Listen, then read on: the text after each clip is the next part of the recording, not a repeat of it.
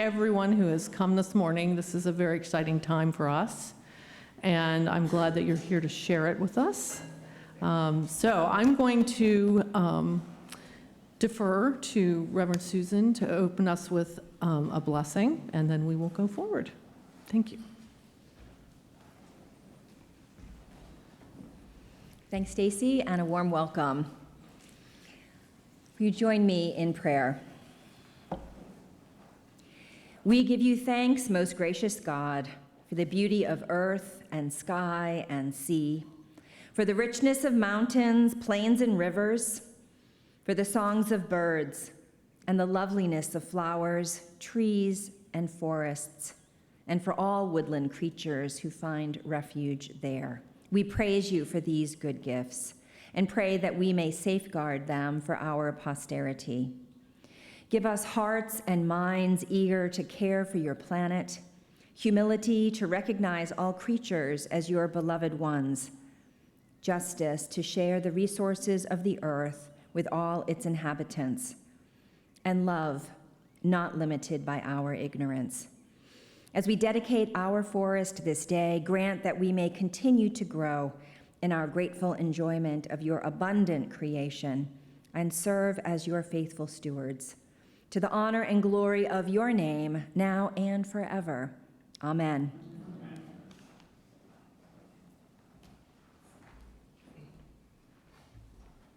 I just want to say a few words because I know that there are visitors here today. And to give you a little bit of information on why this is important to us, we have had this forest here forever, and it's a beautiful, beautiful place. It has been the home of over 80 species of birds that travel through here during migration. We've had fox, deer. We have a beautiful display of orb weaver spiders at this time of year. We manage this forest so that it manages itself. We do not use any kind of pesticides in our forest. We leave the leaves alone at fall so that they can develop a wonderful habitat for so many of the insects and other animals, including birds that use the understory for protection in the wintertime. Orb weavers use the leaf litter to lay their eggs and leave them there over the winter. So our forest has become this beautiful wildlife refuge. We are indeed a certified wildlife refuge with the Northern Virginia Bird Alliance, which was formerly the Audubon Society of Northern Virginia.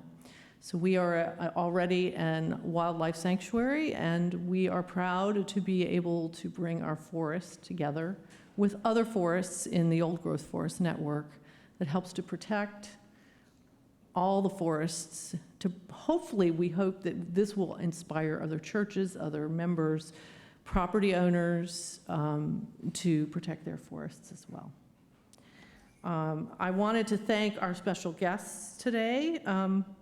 Brian Kane with the Old Growth Forest Network, who will be doing the induction ceremony. Virginia State Senator Stella Pekarsky. Virginia State Delegate Dan Helmer. Christine Montemott, who is the chair of the Episcopal Diocese of Virginia Creation Care Committee, and it took over for me last year and has done some amazing work. We're very happy to have her here.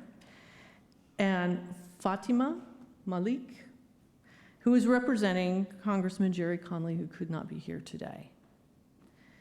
Just a couple of housekeeping items. We will have the reception in the narthex right outside the doors here, and then there will be a walk within a few minutes of that. Just a word of caution, our trail is really still in a kind of primitive state as an old growth trail should be, so there are a couple of things. We're going to probably start down at the entrance of the trail. It's got some pebbles, and so that can maybe be a little slippery. That's something to think about. And then when we get to the end of it here, we have a steep hill, or there's another way we can bypass that. If anybody has any difficulty, I just wanted to let you know about that right now. I am going to now hand over the dedication to Brian Kane, Old Growth Forest Network.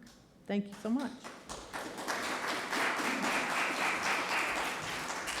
Thank you, Stacy, and thank you, Reverend Susan, for that wonderful introduction. And it is an absolutely beautiful sanctuary you have here, so I'm envious. I'm Catholic, and our churches don't allow the indoor views out, so I love seeing forest behind me. So it's a really beautiful place to celebrate this day. Again, I'm Brian Kane. I'm the Mid-Atlantic manager for the Old Growth Forest Network. That's the logo you probably see on your programs. And we're an organization, a national organization, nonprofit, and we work to recognize and designate publicly accessible old-growth forests across the United States. So I cover 7 Mid-Atlantic states, and I travel between Kentucky and New Jersey. I live here in Alexandria. And I had the great pleasure of working as a sustainability director at St. Stephen's and St. Agnes School for 8 years. So another wonderful Episcopal institution, and got to know the reverends over there, Sean Kavanaugh, Rosemary Beals, and Michael Hinson when I worked there. So wonderful leaders, also amplifying the creation care message that you all do so well here. I was so impressed looking at your website about your Audubon designation, your giving garden, your energy audit, your bluebird boxes. I mean, great things to be doing, in addition to recognizing your forest lands. So, as I said, our work across the country, we have 260 forests already in our network. Our goal is to have one in every county in the United States. And just last year, I worked with the Northern Virginia Parks, and we registered and brought into the network Hemlock Overlook Regional Park, just down the road from you all here. And that's an incredible forest, 200-year-old hemlocks on the border of Bull Run that somehow have escaped logging. So the question I get the most in my work is, what is old growth? Like, how do you qualify old growth? And there's people who spend their careers defining it and studying it.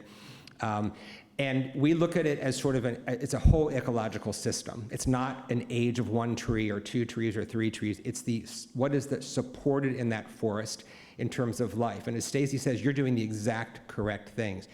We're a pro-forestation agency. That means we do not manipulate, we don't recommend manipulating or changing forests. They have their own life. They mature.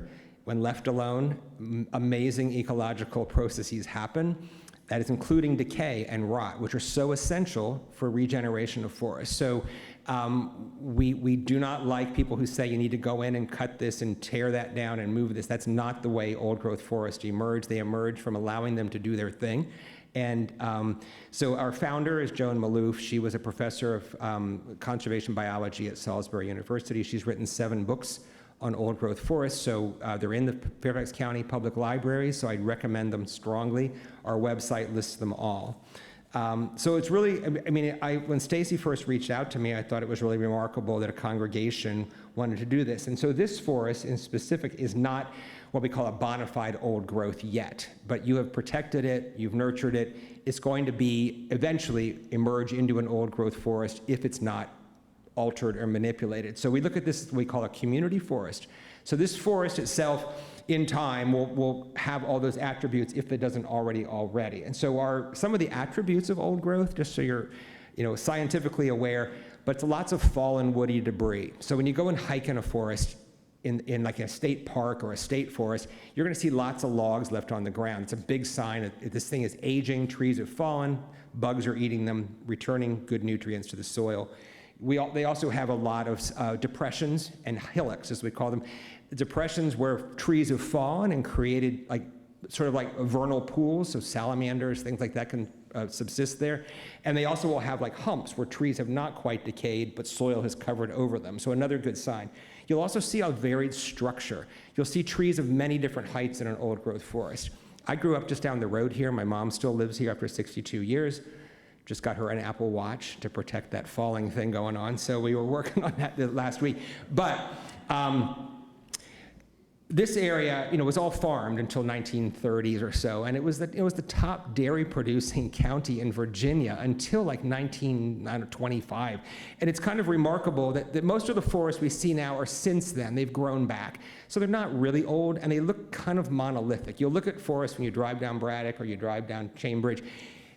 they look, the structure of the trees is very similar. You'll see lots of same height. So the tulip poplars, the maples, the oaks have all kind of matured, and there hasn't yet become a dominance in the species. So an old growth forest, you'll end up seeing like a couple killer trees in there that are huge, some smaller ones, some younger ones, some clearing, some opening. So they don't look very monolithic as more of our forests look here. It's not that they're not beautiful at age 70, but they look even more amazing when they're 120 plus. So, you know, you're on your way here. I mean, there's a really nice diversity of species and canopy height.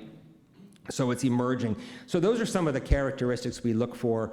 I hike a lot of forests in my work. I go out with foresters, state foresters, and you know, I've had the great advantage of Pennsylvania as my territory, and they have some amazing forests in central Pennsylvania that are open to the public, but you know, it can take almost a half an hour to get into them, and there's 400-year-old hemlocks, you know, left standing that were never logged, and it's kind of remarkable when you come across that. It's like a spiritual experience when you stand next to those trees.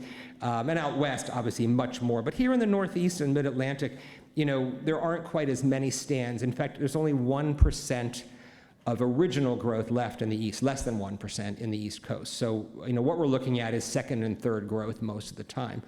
So that's my little lesson today. I also have an action if you're interested in my request. So the Biden administration in Earth Day 2022 put out an executive order to add stronger protections to old growth forests on federal forests. So our federal forest lands, there's 128 federal forests in the United States.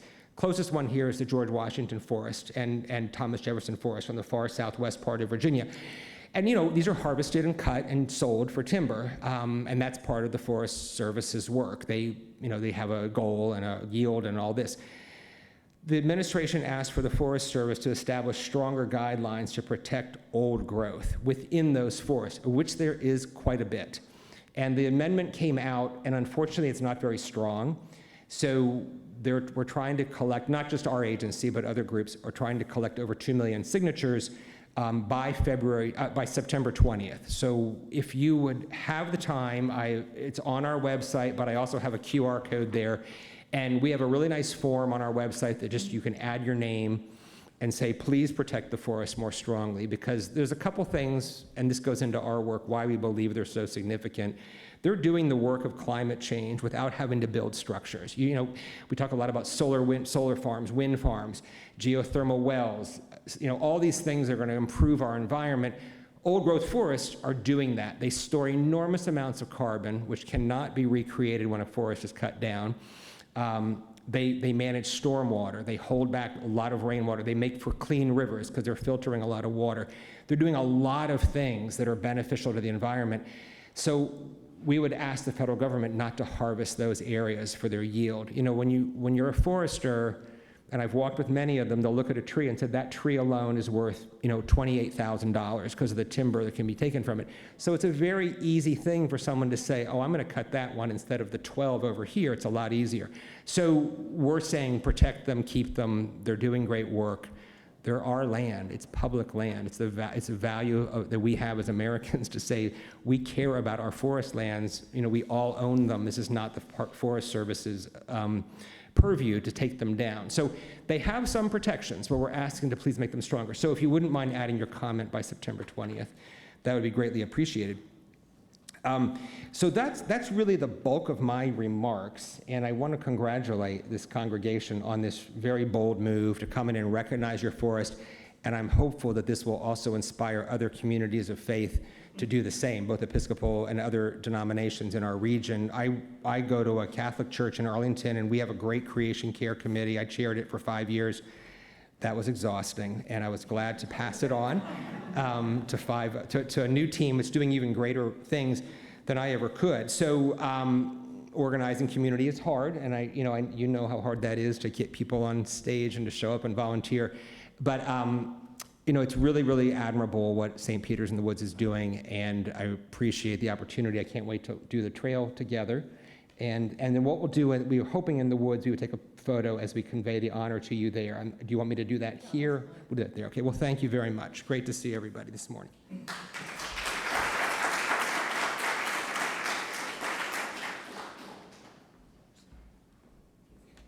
Thank you so much, Brian. And I wanted to give our special guests who may want to comment or share some reflections to be able to do so. So, Senator Pekarsky.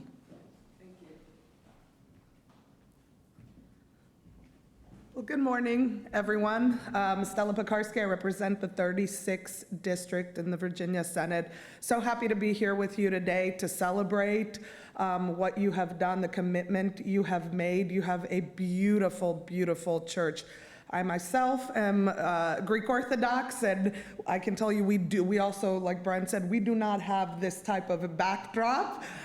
So it is amazing to come in and just see how connected one feels with, I think, their spiritual being when they are in forests and in nature. I will say a few weeks ago, I was talking with my kids. They were asking me about my childhood. I grew up in Greece my early years, and then after we came here, my summers, we would go back there. And I started telling them about my summers. We'd spend all day outside at the beach, running through the olive groves, in the fields, picking lemons. And it kind of dawned on me at that point that my best memories of my childhood were really connected to the natural world. And a lot of my professional work has been in education and watching, I have 6 children of my own, and seeing our kids today and how they have at times become so disconnected from the outdoors is a huge issue of concern for many educators and for many parents. And I've done a lot of work on finding ways to get kids outside, to get their hands dirty, to experiment with science in the natural world, because we have been gifted this amazing planet, and it really is incumbent upon us to take care of it and to ensure that future generations have access to enjoy its vast beauty. And I really commend you for doing that, because your work here really ensures that our children and their children will have the ability to enjoy just this beautiful planet. So thank you for having me today. I'm happy to be here and happy to introduce my colleague, Delegate Dan Helmer.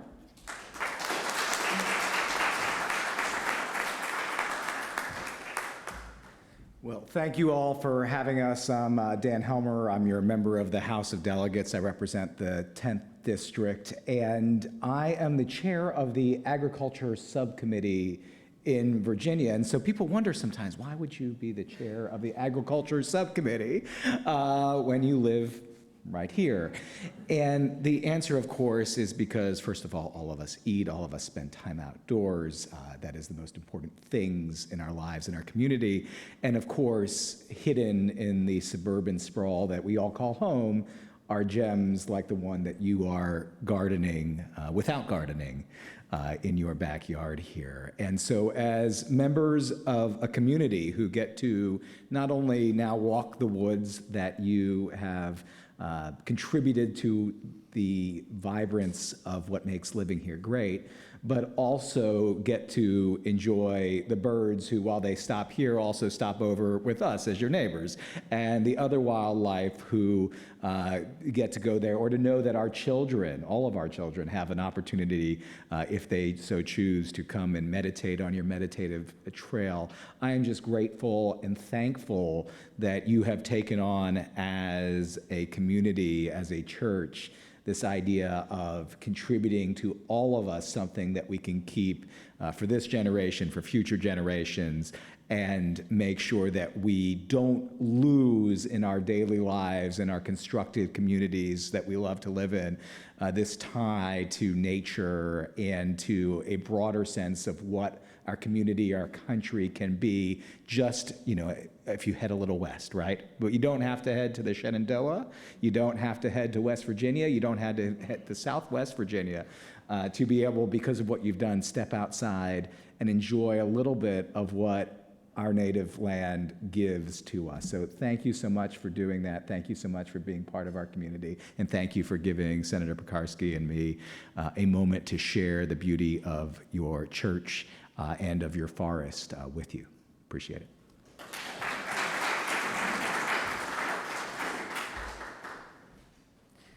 And I would like to introduce Chris Topoleski with Faith Alliance for Climate Solutions. Good morning, everyone. I'm Chris Topoleski, the Executive Director of Faith Alliance for Climate Solutions, or FACS. I'm honored to be here at St. Peter's in the Woods as we celebrate this incredible achievement.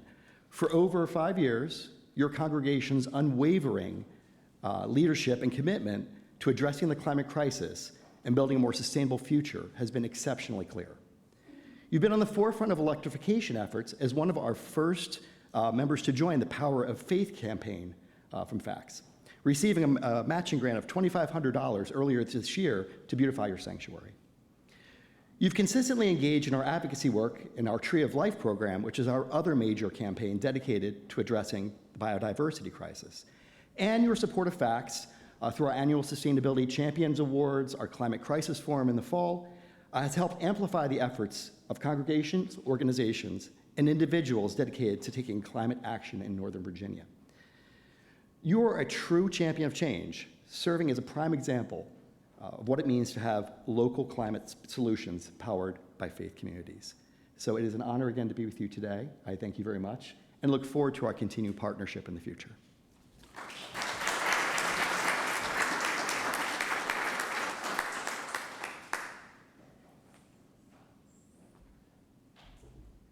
I want to thank everybody for being here this morning, and now we will move to the reception, and there will be a walk on the trail, so I hope you will join us, and I thank you again, all of you. And for all the people who've made this possible, I'm not just the only one here who's done work. All of you have contributed, and I'm grateful. Thank you.